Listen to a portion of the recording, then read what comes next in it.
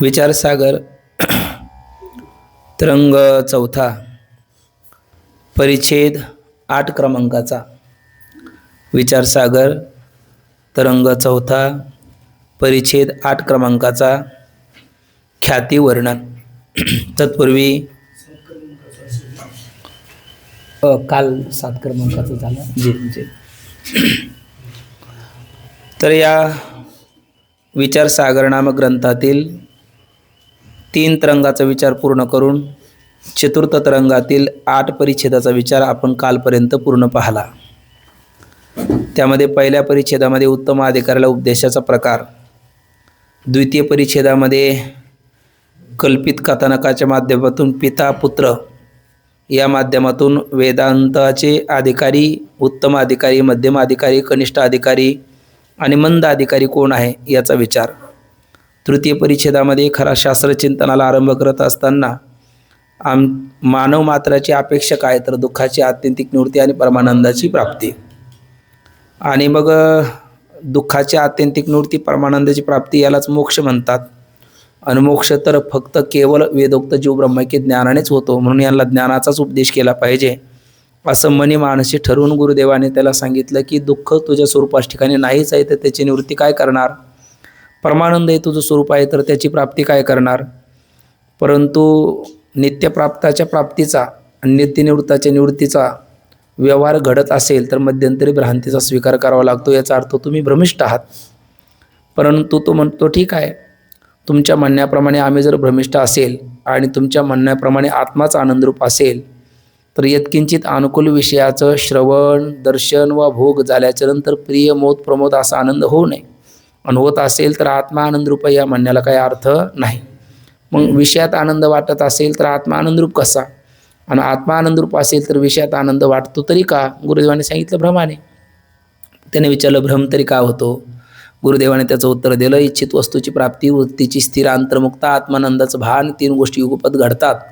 म्हणून भ्रमाने आपल्याला वाटतं आनंद कोणापासून झाला, विषयापासून झाला, पण तो विषयाचा नसून आत्मस्वरूपाचाच असतो। ही गोष्ट गुरुदेवाने श्रुती, युक्ती आणि अनुभूतीने पटवून दिली। श्रुतीने पटवून देत असताना काय यो वै भूमा तत्सुखम नाल्पे सुखम असती ही श्रुती आहे। युक्तीने सांगत असताना विषयाचा आनंद हे स्वरूप जर असेल तर जोपर्यंत तो विषय प्राप्त आहे तोपर्यंत आनंद नित्य झाला पाहिजे, पण अन्य विषयाची इच्छा झाल्याच्या नंतर प्राप्त विषयाने आनंद होत नाही, याचा अर्थ आनंद विषयाचं स्वरूप होऊ शकत नाही। ही झाली युक्ती। आणि अगदी अनुभूतीने पाहिलं तर आपला सर्वांचा अनुभव आहे, सुषुप्तीमध्ये विषय नाही आणि आनंद तर आहे। तो कोणाचा आनंद आहे, आनंदरूप आत्माच त्या ठिकाणी आहे, तो आत्मानंदच आहे। अशा पद्धतीने श्रुतियुक्ती अनुभूतीने ही गोष्ट सिद्ध झाल्याच्या नंतर तो म्हणू लागला मग याचा अर्थ विषयात आनंद नाही, आनंद हे आत्म्याचं स्वरूप आहे। याचं ज्याला ज्ञान आहे तो कोण, ज्ञानी। आणि आत्मा आनंदरूप नसून विषयातच आनंद आहे असा भ्रम झाला तो अज्ञानी। मग ज्ञानाला विषयाची इच्छा होते की नाही, विषय प्राप्ती करता तो खटाटोप करतो की नाही, आणि अनुकूल विषयाचा संयोगाने सुख आणि वियोगाने त्याला दुःख होतं की नाही। असा प्रश्न विचारण्याचं कारण काय, अज्ञानी जीवाप्रमाणे ज्ञानी सुद्धा विषय प्राप्ती करता अट्टहास करतो, त्या अनुकूल विषयाच्या संयोग वियोगाने त्यालाही सुख दुःख होताना दिसतं। मग ज्ञानात आणि अज्ञानात फरक राहिला तो काय, तर ते जवळपास 8 लक्षणं पाहून आपण ठरवलं का ज्ञानी ज्ञानीच आहे आणि अज्ञानी अज्ञानीच आहे। जरी दोघाचा व्यवहार समान दिसला तर दोघाच्या बोधामध्ये मात्र अंतर आहे असा विचार करून झाल्याच्या नंतर पुन्हा तो म्हणू लागला की गुरुदेव, आनंदरूप आत्माच आहे, विषयात आनंद वाटला तरी तो भ्रम आहे, ही माझी गोष्ट चांगली लक्षात आली। पण दुसरी आमची शंका होती संसार दुःखाची निवृत्ती व्हावी। तुम्ही सांगितलं की वंद्यापुत्राप्रमाणे संसार तुझ्या स्वरूपाच्या ठिकाणी नाहीच आहे, त्याची निवृत्ती काय करणार। पण वंद्यापुत्र प्रतीतीला येत नाही, संसार तर प्रतीतीला येतो, त्याची काय संगती आहे। तर गुरुदेवाने सांगितलं बाबा रे, आम्ही जे उत्तर दिले ते कोणत्या वादाच्या दृष्टीने, अजातवादाच्या दृष्टीने दिलेलं उत्तर आहे, ज्याच्यामध्ये प्रतीती नाही आणि सिद्धी नाही, त्याला म्हणतात अजातवाद। ज्याच्यामध्ये प्रतीती आहे पण सिद्धी नाही तो विवर्तवाद, ज्याच्यामध्ये प्रतीती आहे सिद्धी आहे तो परिणामवाद। आणि मग जो अजातवाद वेदांताचा सिद्धांत असतो कोणत्या वादाचा, अजातवादाचा, प्रक्रिया असते विवर्तवादाची। आणि मग त्या अजातवादाचा सिद्धांत तुला पटण्याकरता अगोदर तुला काय सांगतो आम्ही, विवर्तवाद सांगतो। तो विवर्तवाद तुला कळाला, पटला, झेपला का तुला अजातवाद आपोआपच कळेल। जसे की काल आपण उदाहरण बघितलं, हिरा असतो आणि गारा असतात. हिरा आणि गारगोटी समान दिसते, पण दोघाला एका मुलाने आपल्याला घेता येईल का? पण घेतलं नाही एका बाळाने. तो म्हणू लागला ते श्रीगोळे, त्याला गारा म्हणतात, त्याच गोणीमध्ये जमा करून सराफाच्या दुकानात घेऊन गेला. सराफदार ओळखीचा होता तो. त्याने सांगितलं, बाबा रे 2 दिवस थांब, मग ठरवू याचं मोल, कारण ही सगळ्याच गोष्टी अनमोल आहे. कसं याचं मोल ठरवायचं ते 2 दिवस थांब. आणि त्याला रत्न पारखी बनवला, हिऱ्याची पारख करायची कशी. आणि तो हिऱ्याचा पारखी झाल्याच्या नंतर सांगितलं, आता तू तुझे हिरे घेऊन ये. मग तो ते हिरे घेऊन येईल का तिकडेच फेकून देईल? तिकडेच फेकून देईल, कारण त्याला अगोदर ते पारख कळाली का गारा आहे, हिरा आहे. त्यामुळे आता तो गाऱ्याला हिरा समजणार नाही. तसं विवर्तवाद तुला कळाला का अजातवाद तुला आपोआपच कळेल, आपोआपच पटेल. अजातवाद आम्हाला वेगळा सांगावा लागणार नाही. मग त्याकरता विवर्तवाद, आणि विवर्तवाद शब्दाचे 2 अर्थ आहे. त्यालाच म्हणतात मिथ्यावाद किंवा अध्यस्तवाद, त्यालाच म्हणतात या ठिकाणी विवर्तवाद. याच्यामध्ये काय आहे काय नाही, प्रतीती आहे पण सिद्धी नाही. म्हणजे असे काही पदार्थ या जगतात आहे का ज्याची प्रतीती आहे पण अधिष्ठान ब्रह्मस्वरूपाच्या ठिकाणी सिद्धी नाही. आणि ही सिद्धी करण्याकरता जरी प्रतीतीला आले तरी तत्वात ते नाहीच कसे, हे सिद्ध ज्या वादात केलं जातं त्याला म्हणतात विवर्तवाद. जसं रज्जूवर सर्प प्रतीती आहे पण सिद्धी नाही, मग रज्जू सर्पाकार भासेले जगडंबर, तसे जगताची सुद्धा प्रतीती आहे पण सिद्धी नाही. अशा पद्धतीचा हा विवर्तवाद सांगतात.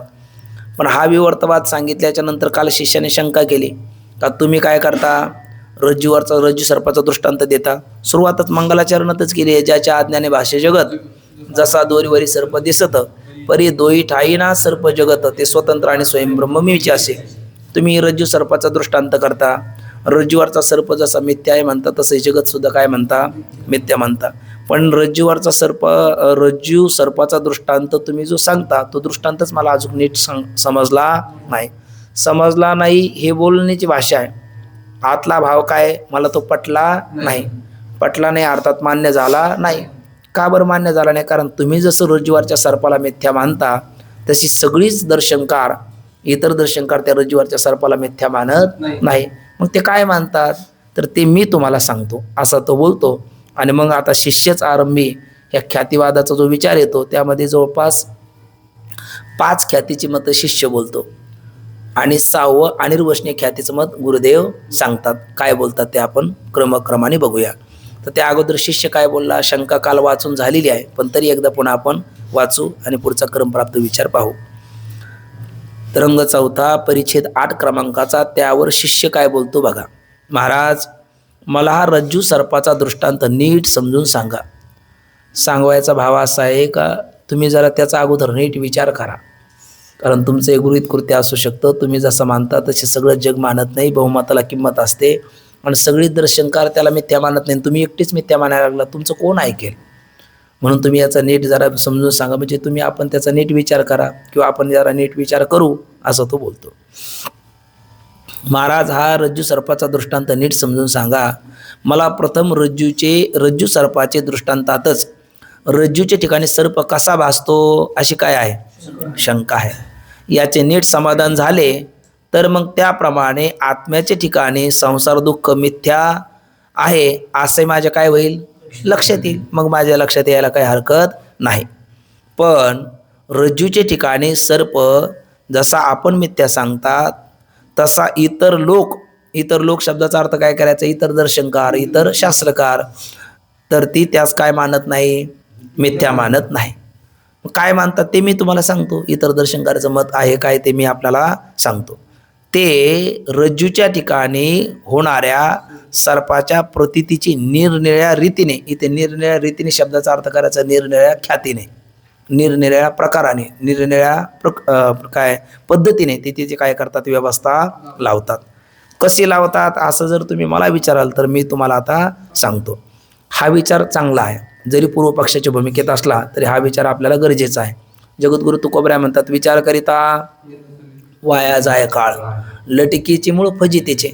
मग विचार करिता वाया जाय काळ हा एक विचार आहे का काळ व्यर्थ जातो, आणि हा विचार सागरातला आलेला जो विचार आहे हा विचार व्यर्थ जाणारा नाही. तर हा विचार कसा आहे, विचार आता निरसले, प्रपंच सहज सांडवले, मग तत्वता तत्वरले ज्ञाने अशी.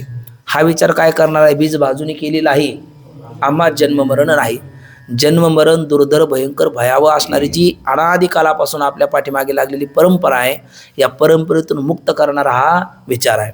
म्हणून हा विचार व्यर्थ विचार आहे का सार्थ विचार आहे? सार्थ विचार आहे. हा विचार आपल्याला आद्यस्थातून अधिष्ठानाकडे आणणार आहे का अधिष्ठानाकडून आदिस्थाकडे नेणार आहे? आद्यस्थाकडून अधिष्ठानाकडे आणणार आहे. एकत्वाकडून अनेकत्वाकडे नेणार आहे का नानात्वाकडून एकत्वाकडे आणणार आहे? नानात्वाकडून एकत्वाकडे आणणार आहे, है ना. याच्यामुळे सत्यत्व भ्रांती बळवणार आहे का सत्यत्व भ्रांतीची सिद्धीच होणार नाही? सत्यत्व भ्रांतीची सिद्धीच या विचाराद्वारा होणार नाही. या विचारामध्ये 3 राहील का 2 राहील का 1 राहील का द्वैत राहील का शून्य राहील? एकच राहील. इथे 3ही नाही, 2ही नाही आणि 1 सुद्धा सापेक्षिक 1 का केवळ 1? केवळ 1, निरपेक्षिक 1. त्याला बाबा एक आंग्ल भाषेतलं वाक्य सांगत असतात, 1 विदाउट सेकंद. म्हणजे ज्या ठिकाणी कुठलीही प्रकारची सापेक्षता नाही, अशा पद्धतीचं केवळ एकाची प्राप्ती करून देणार हा विचार असल्यामुळे हा विचार खूप गरजेचा आहे. किंवा भर्जित बी, जसं भाजलेलं बी हे खाण्याच्या योग्यतेचं असतं का पेरण्याच्या योग्यतेचं आहे? खाऊन आपलं पोट त्याने भरू शकतं. पेरायचा प्रयत्न केला तर जे पोट भरणार होतं तेही भरणार आणि ते व्यर्थ जाणार. तसं आपलं कर्मरूपी बीज या विचाररूपी अग्नीने काय होणार आहे? दग्ध होणार आहे. म्हणून ज्ञानाग्नी सर्व कर्माने भस्मसात कृते तथा असं म्हटलेलं आहे. तशा पद्धतीचा हा विचार आहे. हा विचार अत्यंत गरजेचा आहे, कारण हा विचार जो आचार्याने करायला सांगितलेला विचार आहे किंवा जो ज्ञानोबरायाने करायला सांगितलेला विचार आहे तो हा विचार आहे. तुकोबरायाने सुद्धा जो विचार करायला सांगितलेला तो हा विचार आहे. तुकोबराय काय म्हणतात? सारासार विचार करा उठाउठी, नामधरा कंठी विठोबाचे. सार काय आणि आसार काय? तुकोबरायाने सांगितलं फलकटतो संसार येत सार भगवंत, तो हा विचार आहे. किंवा तो ज्ञानोबराय म्हणतात आहे मी हा कोण? करावा विचार म्हणे ज्ञानेश्वर निवृत्तीचा, म्हणजे मी तत्वाचा हु एम आय, मी नेमका कोण आहे हा विचार आहे. किंवा सदा विचारे तस्मात जगत जीव परात्मना, जीव भाव जगत भाव बाधे स्वात्मा एव शिष्यते. म्हणजे ज्या विचारामध्ये जीव भावाचा जगत भावाचा बाध होऊन आत्मा शिल्लक राहणार आहे तो हा विचार आहे. तो विचार काय बोलतात बघूया. म्हणजे थोडक्यात ही काय म्हणतात आता? ख्याती वर्णन. काय शब्द आला? ख्याती वर्णन. ख्याती शब्दाचा ख्या प्रकथने असा धातू आहे. ख्या प्रकथने असा धातूपासून ख्याती शब्द बनतो आणि वर्णन म्हणजे निरूपण. मग ख्याती शब्दाचा अर्थ काय? खाली टिप्पणीमध्ये दिला बघा. भान आणि कथन, प्रतीती आणि प्रतीतीप्रमाणे बोलणे, आहे ना. मग ख्याती शब्दाचा अर्थ काय झाला? भान आणि कथन, आहे ना. भान शब्दाचा अर्थ प्रतीती. भान म्हणजे ज्ञान, ज्ञान म्हणजे प्रतीती, आणि कथन म्हणजे प्रतीतीप्रमाणे बोलणे, म्हणजे जसं दिसलं तसं त्याबद्दल निरूपण करणं. असं या ठिकाणी ख्याती वर्णन शब्दाचा काय झाला अर्थ? आपण जसं पाहिलं तसं त्याच्याबद्दलचं निरूपण करणं. भान आणि कथन.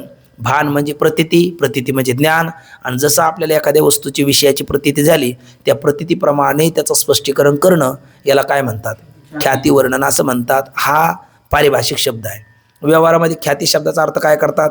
ख्याती शब्दाचा अर्थ प्रसिद्धी, कीर्ती असा अर्थ व्यवहारामध्ये करतात. नामा म्हणे यांनी तारिले पतित, भक्ती केली ख्यात ज्ञानदेवे. ते ख्यात शब्दाचा अर्थ काय? मग प्रसिद्ध केली. कारण वाढविले सुख भक्तिभाव धर्म, कुळाचार नाम विठोबाचे, किंवा वाढवी भारी भजन हे धवळीले जग, चुकविला लाग कळी काळाचा, असा त्या ठिकाणी ख्याती शब्दाचा अर्थ काय केला? मग प्रसिद्धी केलेला आहे. किंवा ख्याती शब्दाचा अर्थ कीर्ती असाही केलेला आहे. तुका म्हणे गाजे वैकुंठी सोहळा याही भूमंडळा माझी कीर्ती, किंवा उभारीला ध्वज ती लोकावरी आणि आईशी चराचरी कीर्ती ज्यांची. म्हणजे ख्याती शब्दाचा अर्थ काय? व्यवहारात कीर्ती, प्रसिद्धी असा अर्थाने ख्याती शब्द वापरला जातो. पण या ठिकाणी विचारसागर ग्रंथामध्ये ख्याती शब्द पारिभाषिक अर्थाने वापरलेला आहे. अनियमे नियमकारणी परिभाषा. ज्या ठिकाणी अनियम होत असेल त्याला नियम देण्याकरता जे काही व्याख्यान केलं जातं त्याला ते पारिभाषिक म्हणतात. जसं समाधान शब्द व्यवहारामध्ये वेगळ्या अर्थाने वापरला जातो, आणि विचारसागरामध्ये समाधान शब्द कोणत्या अर्थाने वापरलेला आहे? मनाची एकाग्रता या अर्थाने समाधान शब्द. मग समाधान शब्द तिथं कसा आहे?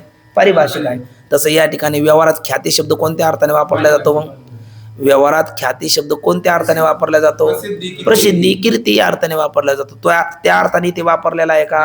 नाही. मग या ठिकाणी ख्याती शब्दाचा अर्थ काय? भान आणि कथन. भान शब्दाचा अर्थ काय? प्रतीती. आणि कथन शब्दाचा अर्थ निरूपण आहे ना. मग जशी आपल्याला प्रतीती आली त्या प्रतीतीप्रमाणे त्याचं निरूपण करणं त्याला काय म्हणतात? ख्याती. मग आता इथे प्रतीती कोणाची आलेली आहे? कोणाच ठिकाणी? सर्पाची प्रतीती आलेली रज्जूच ठिकाणी, बरोबर की नाही? सर्पाची प्रतीती आलेली आहे रज्जूच्या ठिकाणी. काय झालं? अशी 6 माणसं 6 पुरुष हे रस्त्याने निघाले. 6 जण निघाले. जाता जाता पहाटे आपलं सायंकाळच्या 4 वाजता निघाले. दूर कुठेतरी प्रवास करायचा होता. मग इकडल्या तिकडल्या गोष्टी करत चर्चा करत ती रस्त्याने चालले. चालत चालत बऱ्याच दूरवरती अंतरावर गेल्याच्या नंतर ज्या अपेक्षित गावाला जायचं होतं त्या गावाला जाण्या अगोदर मध्यंतरीच 1-2 किलोमीटर अलीकडे सायंकाळ झाली, झाकड पडली, म्हणजे मंद अंधकार झाला. आणि मंद अंधकार झाला त्या रस्त्याने ते प्रथमच चालले होते. या रस्त्याने कुठे काय याचं काही त्यांना फारसं ज्ञान नव्हतं. मग तिथे एक सुंबाची दोरी पडलेली होती आणि त्या दोरीवर मंद अंधकारामध्ये त्यांना दोरीचं ज्ञान झालं का झालं नाही? झालं पण आणि झालंही नाही. कारण झालं पण आणि झालंही नाही असं का? तर सामान्य रूपाने झालं आणि विशेष रूपाने झालं नाही. कसं झालं? तर अंतकरण काय आत्मसंयुक्त मन, मनसंयुक्त अंतकरणवृत्ती, प्राणाचा सहाय्य घेऊन नेत्रेंद्रियाद्वारा सूर्यप्रकाशाचा सहाय्य घेऊन त्या पदार्थापर्यंत पडलेल्या दोरीपर्यंत अंतकरणवृत्ती गेली. पण गेलेली वृत्तीला अंतकरणवृत्ती ती यमरज्जू म्हणत नाही आणि आयम सर्पाई म्हणत नाही. अगोदर ती म्हणते इदम किंचित, हे काहीतरी आहे, हे काहीतरी आहे. असं का ती वृत्ती म्हणते? कारण तिथपर्यंत गेली ती अर्थी तिला प्रकाशाचं सहाय्य आहे. गेली नसती ती म्हटली असती आयम तमा, हा गडद अंधकार आहे. पण असं ती म्हणत नाही. तिथपर्यंत गेली आणि इदम किंचित म्हणते म्हणजे तिला प्रकाशाचं सहाय्य आहे. मग तिथे कोण आहे? तिथे इदम किंचित आहे का यमरज्जू आहे? बोलायचं थोडंसं. तिथं इदम किंचित आहे का यमरज्जू आहे? यमरज्जू आहे. तिथं दोरी पडलेली आहे ना. आपलं ठरलं ना, आपण सुरुवातीलाच बोललो तिथे काय पडलेली? सुंबाची दोरी.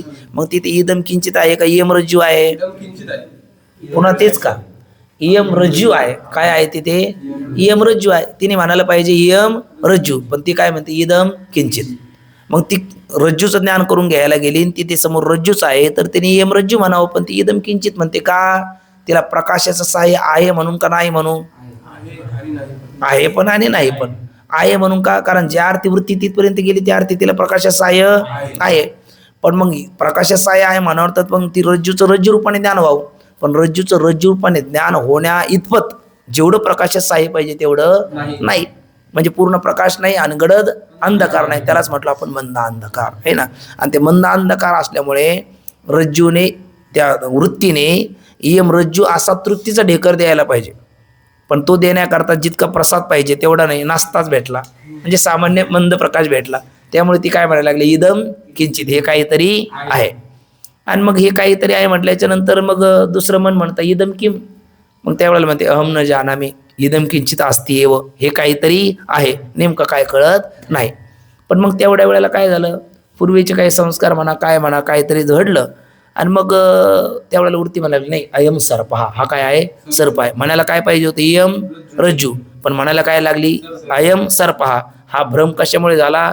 रज्जूचं सामान्य ज्ञान आणि विशेष अज्ञानामुळे अयम सर्प असा भ्रम झाला. सगळे चांगले धडधाकट होते, खंबीर होते, पण त्याच्यात गारुडी एकही नव्हता, सर्पमित्रही नव्हता आणि सर्पाला भिणारी सगळी होती.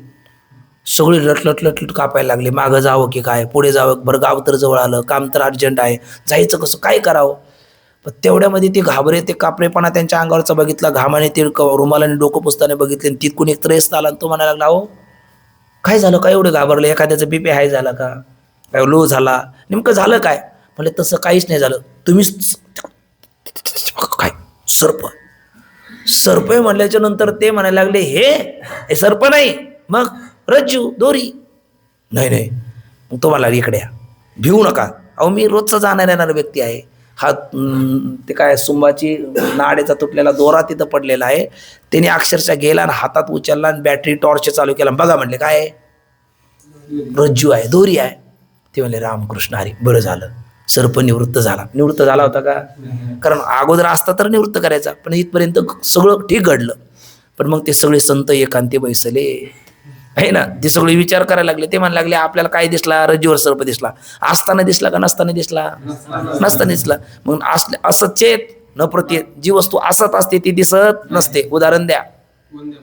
वंद्यपुत्र असत आहे, दिसला कधी नाही. रोजची ओवी सांगा. वांजेची आले का, कैची जन्मपत्रिका, नवी निळी भूमिका, के कुलपपा. वंद्यापुत्र नाहीच तर तो दिसत नाही. मग रज्जूवर सर्प नाही तर तो दिसायला नाही पाहिजे. पण दिसला मग असं चेतन प्रतीत दिसतो त्या अर्थी त्याला काय म्हणता येत नाही, असंच म्हणता येते. म्हणजे त्याचा कोणता अभाव म्हणता येत नाही, त्रैकालिक अत्यंत अभाव म्हणता येत नाही. कारण त्रैकालिक अत्यंत अभावातला वंद्यापुत्र आहे तो दिसत नाही. आणि हा सर्प दिसतो त्या अर्थी त्याचा अभाव नाही. दिसतो त्या अर्थी त्याला काही ना काही सत्ता दिली पाहिजे. मग त्याला कोणती सत्ता दिली जाते बरं? प्रातिभाषिक सत्ता, प्रतिती मात्र सत्ता म्हणून प्रातिभाषिक सत्ता इथपर्यंतही घडलं. पण ते म्हणायला लागले नसताना दिसलाच का, काय कारण असावं? कारणाशिवाय तर कार्य होत नाही. मृतिकेशिवाय घट होत नाही, तंतूशिवाय पट होत नाही, आईवडिलाशिवाय संतती होत नाही, मूलबाळ होत नाही, आहे ना. तसं काहीतरी असल्याशिवाय काहीतरी होईल ना, कारणाशिवाय तर कार्य होत नाही. मग ज्या अर्थी सर्परूपी सर्प दिसला हे काय घडलं? कार्य. त्याचं काहीतरी कारण असलं पाहिजे. काय कारण? मग तो एक एक जण आपल्या बुद्धीच्या स्वयंबुद्धीच्या बाई रिगाले तयाची सिद्धीचे नाही, एक जाणवीचे डोई गरवीची गिळले. पण त्यांनी आपापल्या बुद्धीने प्रकाश पाडण्याचा प्रयत्न केला. आणि सर्पा रज्जूवर सर्प का दिसला याचं एक एक जण आपापलं मत मांडायला लागला. तर ती मत मांडणारी कोण कोण आहे त्यांची नावं शिष्य देतो, वाचतो बघा. ख्याती वर्णन. ख्याती शब्दाचा अर्थ तर कळाला आपल्याला सर्वांना. काय मग ख्याती शब्दाचा अर्थ? भार आणि कथन, म्हणजेच प्रतितीप्रमाणे त्याचं बोलणं, त्याचं निरूपण करणं. आता काय म्हणतात बघा, तो शिष्य बोलला. मग आपण आता म्हणलो नाही 5-6 जण निघालेत आणि ते एकांती बैसलेत, तर ते इथलं बोललो आपण. आता ते पंक्ती वाचतो का. प्रथम आपण अशी कल्पना करू की कोण बोलतो? हा शिष्य बोलतो. कोणाला? गुरुदेवाला सांगतो. प्रथम आपण अशी कल्पना करू की कोणी 5 पुरुष रस्त्याने जात असता, हे 5 पुरुष आपण 6 घेतले, आपण सिद्धांती पण घेतले, पण यांनी 5च घेतले कारण पूर्व पक्ष बोलतो ना तो, गुरुदेव बोलत नाही म्हणून 5 घ्या. ठीक आहे, 5 तर 5. 6 म्हणलं तर गुरुसहित येईल, 5 म्हणलं तर मग शिष्याने सांगितलेले मतच घेता येईल. कोणी 5 पुरुष रस्त्याने जात असता रस्त्यातील दोरीची ठिकाणी कशामुळे? मंद अंधकारामुळे. म्हणजे तिथं काय नाही, काय नाही, प्रकाश पूर्ण प्रकाश आहे असंही नाही, पूर्ण अंधकार आहे असंही नाही, आणि प्रकाशच नाही असंही नाही, पण प्रकाश आहेच असंही नाही. मग कसं आहे? मंद अंधकार आहे. म्हणजे पूर्ण प्रकाश नाही, गडद अंधकार नाही. त्या मंद अंधकारामुळे 5ही जणास त्या दोरीवर सर्प भासला. नंतर त्या दोरीचे ज्ञानाने, म्हणजे त्रयस्थालन त्यांनी दोरीचं त्याला ज्ञान करून दिलं, हातात धरून त्यांना दाखवली. मग त्या दोरीच्या ज्ञानाने सर्वांचा सर्पभ्रम निवृत्त झाला. दोरीच्या ज्ञानाने कसं काय निवृत्त झाला? कारण नेम आहे आपला, जे ज्याच्या अज्ञानाने भासतं ते त्याच्याच ज्ञानाने निवृत्त होतं. मग तो कोणाच्या अज्ञानाने भासलेला आहे? दोरीच्या का रज्जूच्या? खरं खरं बोला, एकच आहे. मग रज्जू म्हणत जाणं आहे की नाही. आता आपण विचार सागर शकतो की नाही, आहे की नाही. त्यामुळे आता म्हणजे दोरी म्हणायला काही अडचण नाही, पण आता आपण काय म्हणायचं? रज्जूच्या अज्ञानाने. रज्जू म्हणजे दोरी, दोरी म्हणजेच रज्जू, काही अंतर पडत नाही. पण आपलं सहज काय म्हणायचं? कोणाच्या अज्ञानाने भासला? रज्जूच्या अज्ञानाने भासला. कोण? सर्प. ठीक आहे ना. नंतर त्या पण इथं दोरी दिली तुम्ही म्हणाल म्हणून आम्ही दोरी म्हणतो, काही अडचण नाही, आहे ना. नंतर त्या दोरीच्या ज्ञानाने सर्वांचा सर्पभ्रम निवृत्त झाला. येतपर्यंत काय झाले? सर्व ठीक झाले. येतपर्यंत सगळ्यांना रज्जूचं सामान्य ज्ञान झालं, विशेष अज्ञान राहिलं, त्यामुळे रज्जूवर त्यांना सर्प भासला. त्रयस्थाने ज्ञान करून दिलं, भ्रमनिवृत्तही झाला. इथपर्यंत ठीक झालं. इथपर्यंत सर्वाची गोष्ट काय आहे? समान आहे. पण इथून पुढे समान नाही, कारण प्रत्येकजण एकसारखी त्याची संगती लावत नाही. काय बोलतात बघा. नंतर ते 5ही जण एका ठिकाणी बसून विचार करू लागले. आपण म्हटलो ना, संत एकांती बैसले, आहे ना. ते 5 जण एका ठिकाणी बसून विचार करू लागले. विचार करू लागले कारण ते म्हटले विचारा वाचून न पविजे समाधान. विचार करू लागले. आणि या काय विचार करतात? या दोरीच्या ठिकाणी सर्प भासला कसा? नसताना दिसला कसा? कस काय भासला? का अनर्थ घडला? कोण होते होते विचार करणारे महापुरुष? त्यांचं काही नाव गाव काही परिचय द्या ना. असं जर तुम्ही म्हणाल तर या 5ची नावे अशी आहेत, सामान्य हस्ती नाही आहे, दर्शनकार आहेत ते, आहे ना. कोणकोणती नावं देतात? त्यातले पहिले आहे कोणती ख्याती? असत ख्याती 2, आत्मख्याती 3, अन्यथा ख्याती 4, अख्याती 5, सत्ख्याती 6, अनिर्वचनीय ख्याती. तर मग पहिली कोणती ख्याती? असत ख्याती. कुणाची? माध्यमिक मताचा शून्यवादी याची आहे. द्वितीय ख्याती योगाचार मताचा विज्ञानवादी बौद्ध यांची आहे. आता इथे एक लक्षात घ्यायचं, ह्या 2 ज्या ख्याती आहे दोन्ही नास्तिकाच्या आहेत. कोणाच्या आहेत? नास्तिकाच्या. आपलं ठरलेलं आहे नास्तिक आणि आस्तिक दोन प्रकार आहे की नाही. नास्तिक कोणाला म्हणतात? नास्तिको वेद निंदका, जे वेदाची निंदा करतात त्यास काय म्हणतात? नास्तिक असं म्हणतात. मग आस्तिक कोणाला म्हणतात? जे वेदाला मानतात. वेद मार्गे मुनी गेले त्याची मार्गे चालिलो, नकळेची विषयांदा म्हणून उघड बोलिलो, चालता धनुर्धारा तरंगकारी हरपलो, ज्ञानदेव निवृत्तीचा द्वैत सर्व निरसलो, आहे ना. मग अशी जी आहेत ते कोण आहेत? आस्तिक आहेत. आपण कोण आहोत? मग आस्तिक आहोत का? कारण आपण वेदाला अनुसरणारे आहोत म्हणून आपण आस्तिक आहोत. आणि जे वेदाला श्रुती याला मानत नाही ते नास्तिक आहेत. मग असे नास्तिक दर्शनकार किती आहेत बरं? 6 आहेत. आणि नास्तिक किती आहेत? 6 आहेत, आहे ना. मग नास्तिक 6 कोण झाले ना विचार आपला? चार्वाक, जैन, सौत्रांतिक, माध्यमिक, वैभाषिक, योगाचार हे चौघात बौद्ध आले. कारण बौद्धाचे 4 शिष्य आहेत.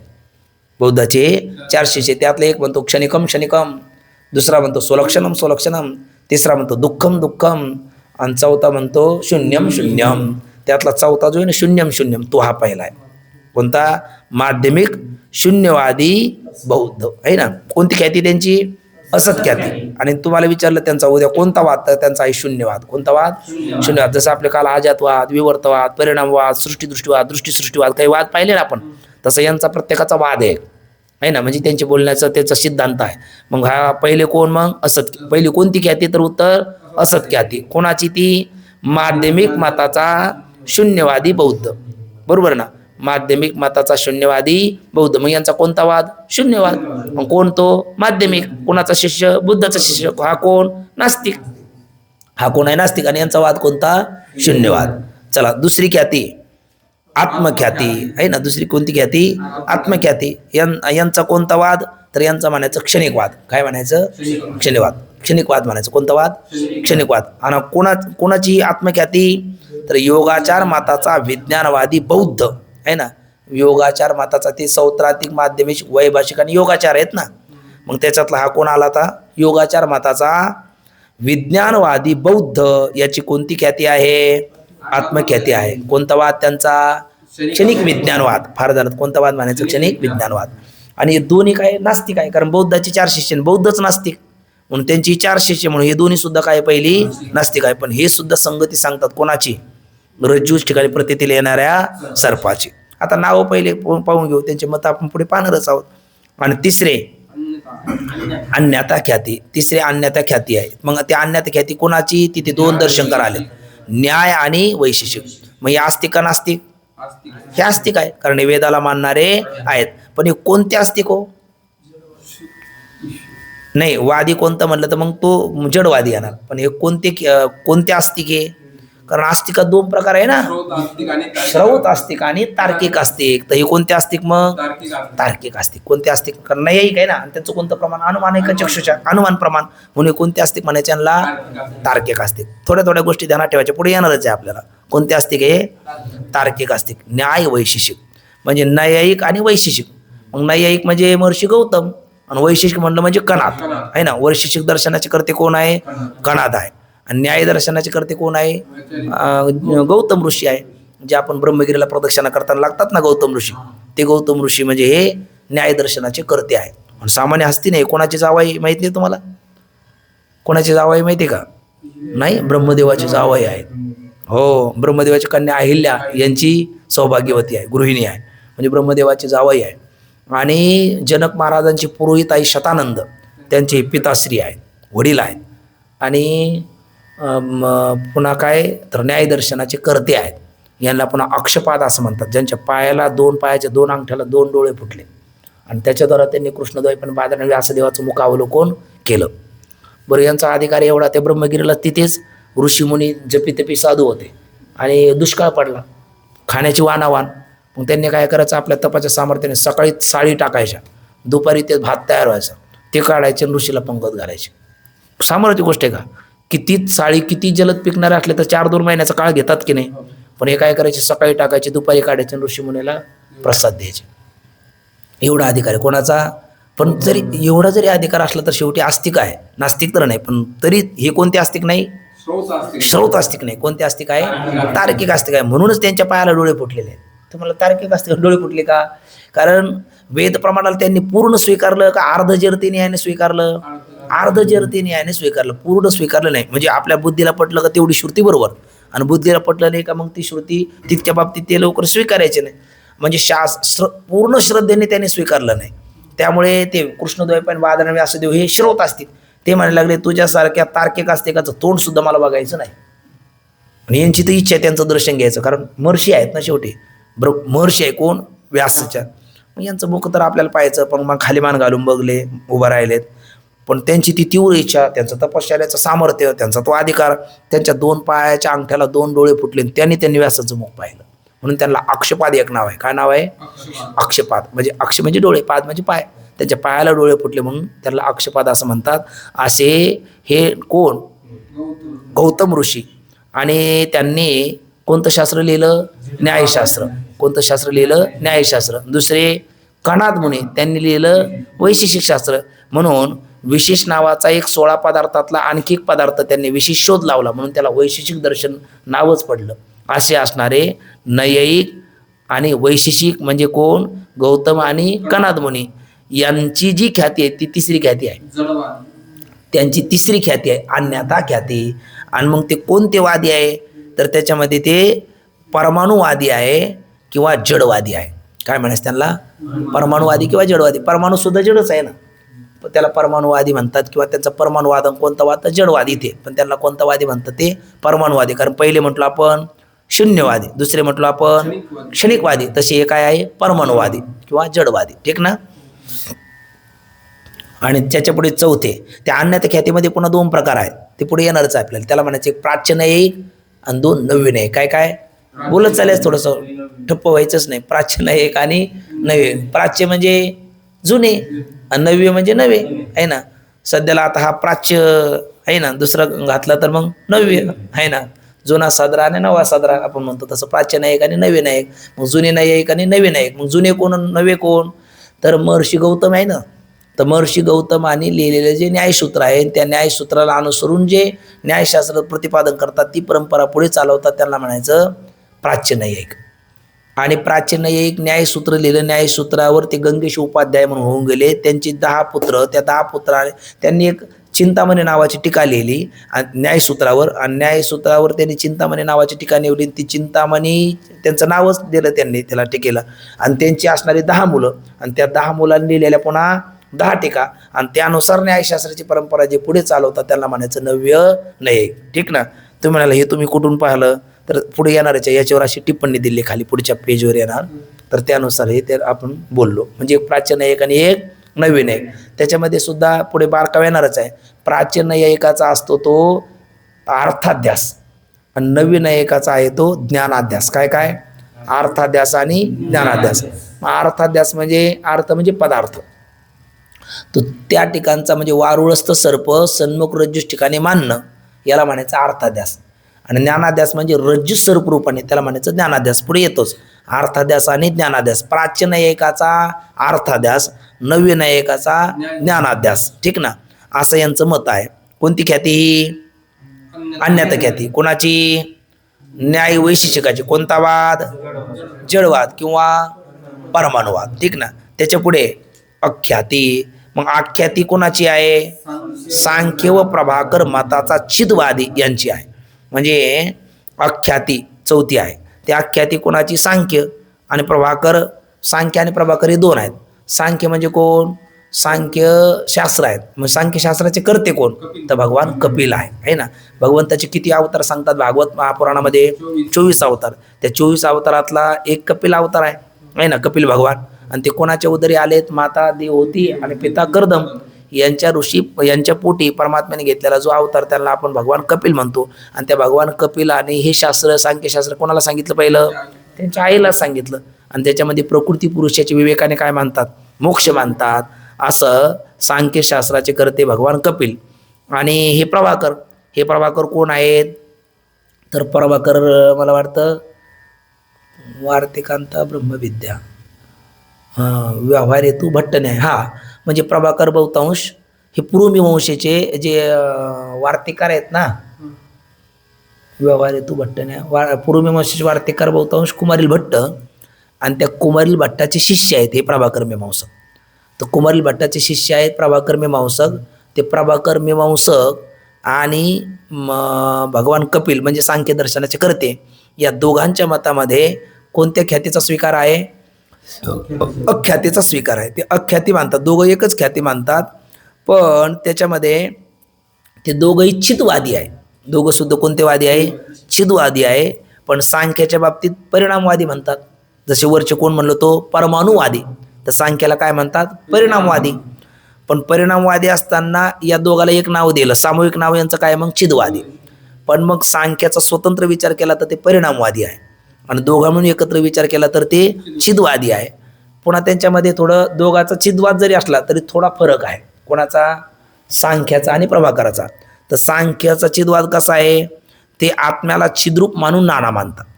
सांख्य आत्म्याला काय मानतात? छिद्रूप मानून नाना मानतात. आणि हे कोण दुसरे? प्रभाकर, ते आत्म्याला छिद्रूप मानतात पण विषयी भाव मानतात. तुम्हाला हे कुठे? तर खाली टिप्पणीत बघा, 2 नंबर टिप्पणी. सांख्य आत्मा छिद्रूप मानून काय मानतात? नाना मानतात. आलं का? सांख्य आत्म्याला काय मानतात? छिद्रूप मानून नाना मानतात. आणि प्रभाकर हे आत्मा छिद्रूप मानून त्यामध्ये विषय भाव मानतात. ठीक ना? म्हणजे यांच्या दोघांमध्ये दोघंही चिदवादी जरी असले तरी चिदवादामध्ये थोडा फरक आहे की नाही? मग आता तुम्हीच बोला, योग्य पर्याय निवडा. आत्म्याला छिद्रूप मानून नाना मानणारे ते कोण? सांख्य आहे ना. आणि आत्म्याला छिद्रूप मानून त्याच्यामध्ये विषयी भाव मानणारे ते कोण आहेत? प्रभाकर. ठीक ना? आणि या दोघाचा एक वाद आहे, त्याचं नाव चिदवाद. या दोघाची एकच ख्याती आहे, तिचं नाव अख्याती आहे ना. ठीक ना? आणि आता 5वी कोणती? सत्ख्याती. मग ही सत्ख्याती कोणाची?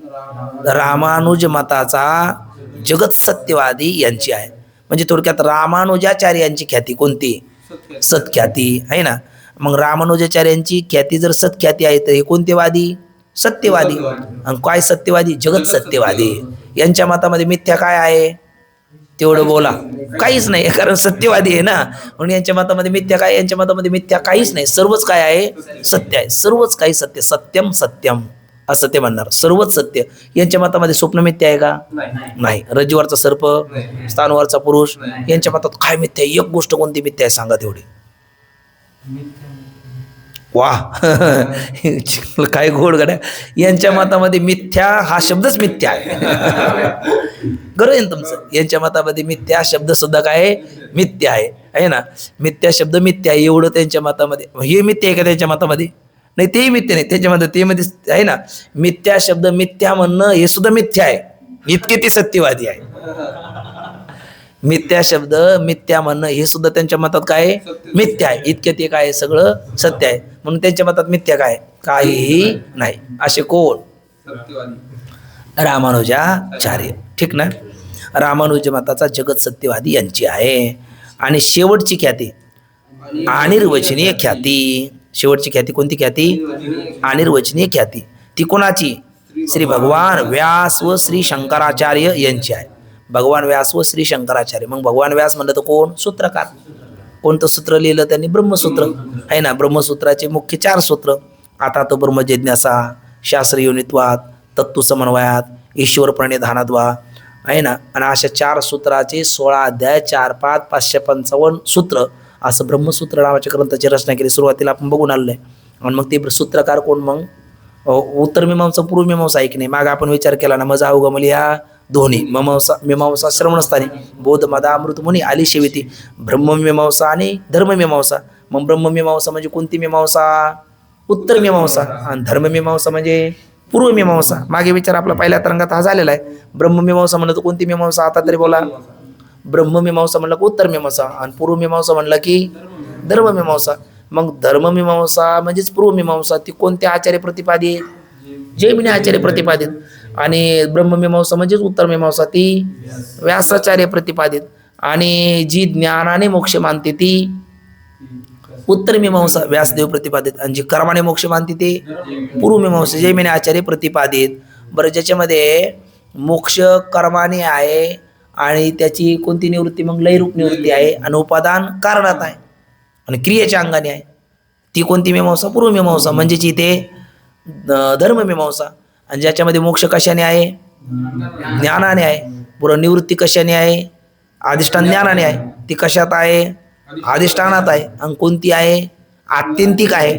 बरं, मोक्ष कसा आहे? पुन्हा मेल्याच्या नंतर आहे का? नाही. याची देही याची डोळा, भोगमुक्तीचा सोहळा, म्हणजे मरणोत्तर मोक्ष मानणारे ते पूर्वमीमांसक आहे, आणि याची देही याची डोळा, भोगमुक्तीचा सोहळा म्हणणारे ते उत्तर मीमांसक आहे.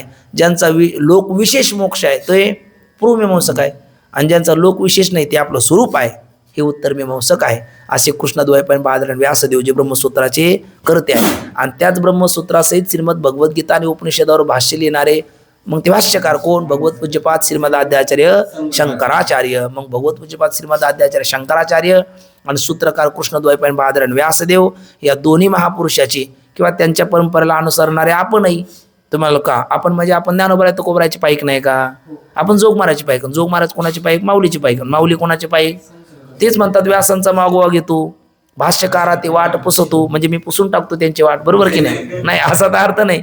पुसतो म्हणजे विचारतो. आपल्या मराठवाड्यात म्हणतात तिकडे खाली मी त्यांना पुसलं होतं म्हणजे विचारलं होतं, म्हणून भाष्यकारा ते वाट पुसतो असा अर्थ नाही करायचा आहे ना. त्यांना विचारतो, भाष्यकारा ते वाट पुसतो आणि अयोग्य मी न पवतू के जाईल असे म्हणतात की नाही. मग याचा अर्थ पाहिला तर मग ज्ञानोबराय सुद्धा त्याच परंपरेत आहे की नाही. म्हणजे कोणती ख्याती आपली?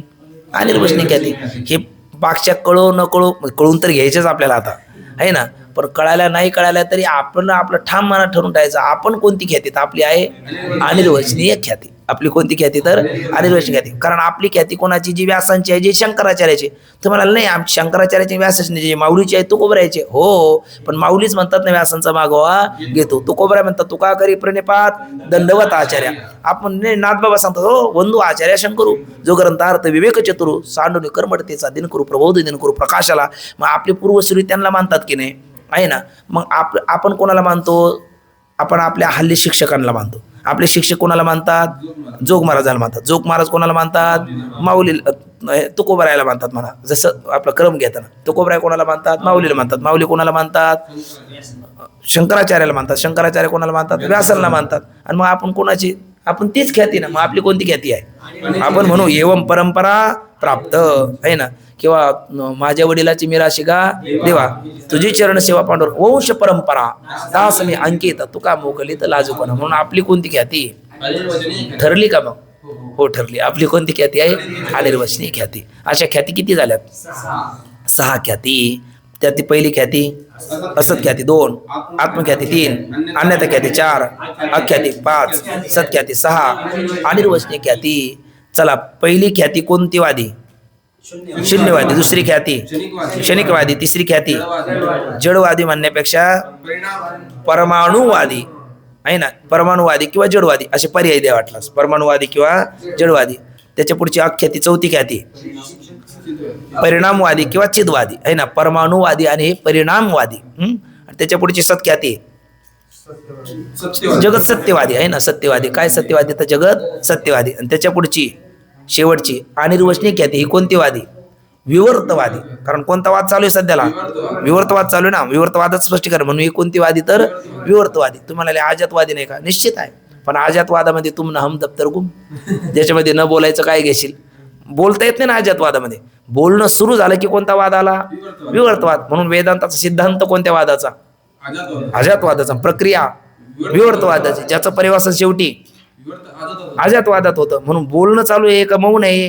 बोलणं चालू आहे. म्हणून बोलणं म्हणलं तर कोणता वाद आला? विवर्तवाद. म्हणून या अनिर्वचनीय ख्याती मग कोणाची?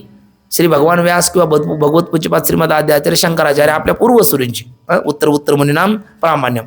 पण मग आज जर आपण बघितलं तर ही जर ख्याती अनिर्वचनीय ख्याती ही कोणती वादी? मग विवर्तवादी आहे ना. मग आपण कोणती वादी? विवर्तवादी आहे ना. कोणती वादी? विवर्तवादी. ख्याती कोणती आपली? अनिर्वचनीय ख्याती. अनिर्वचनीय ख्याती म्हणजे ज्याच्याबद्दल काहीच बोलता येत नाही असा त्याचा अर्थ आहे का? नाही. का जे इतर बोलतात ते आम्ही बोलत नाही का? आम्ही जे बोलतो ते कोणीच बोलत नाही? जे इतर बोलतात ते आम्ही बोलत नाही का? आम्ही जे बोलतो ते कोणीच बोलत नाही?